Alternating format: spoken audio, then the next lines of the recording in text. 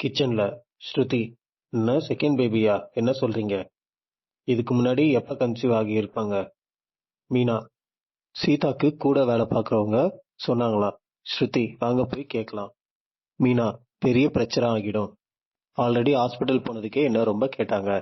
ஸ்ருதி, இதுல இருக்கிற உண்மையை தெரிஞ்சிக்க வேண்டாமா? மீனா, உண்மை ஒரு நாள் வெளியே வரும். நீங்க யார்கிட்டயும் சொல்லக்கூடாது. ஸ்ருதி ரவி கிட்ட சொல்றாங்க. ஸ்ருதி, அவங்க ஃபர்ஸ்ட் கன்சீவ் ஆனது மேரேஜ்க்கு முன்னாடியா இல்ல மேரேஜ்க்கு அப்புறமான்னு தெரியல. ரவி, அம்மா தான் மனோஜ்க்கு கல்யாணம் பண்ணி வச்சாங்க.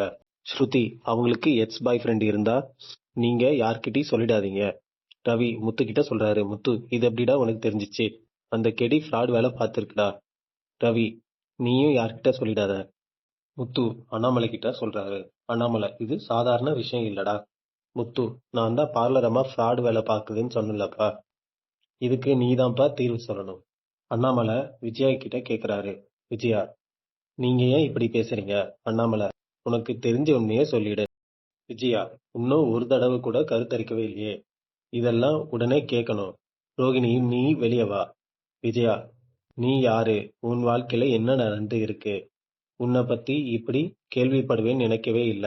நீ முத தடவை எப்ப கருத்தரிச்ச? மனோஜ், என்னமாச்சு உங்களுக்கு? விஜயா, நீ வாய மூடுடா. ரோகிணி, என்ன ஆன்ட்டி எல்லாரும் முன்னாடி இப்படி கேக்குறீங்க? விஜயா, நீ ஹாஸ்பிட்டல் போனியா இல்லையா? அங்க நீ செகண்ட் செக்அப்க்கு வந்ததா சொன்னது உண்மையா இல்லையா? ரோகிணி அழுகுறாங்க. மனோஜ், நீ எப்ப ஹாஸ்பிட்டல் போன? நீ ஏன் அழுகுற? ரோகிணி, ஆமா ஆன்ட்டி, 2வது வாட்டி கன்சீவ் ஆக தான் போனேன். விஜயா, அது கல்யாணத்துக்கு முன்னாடியா இல்ல அப்புறமா? ரோகிணி, மனோஜோட குழந்தை தான் என் வயித்துல உருவாச்சு. மனோஜ், எப்ப ரோகிணி? ரோகிணி, அந்த குழந்தை என் வயித்துல தங்கல, அபார்ஷன் ஆகிடுச்சு.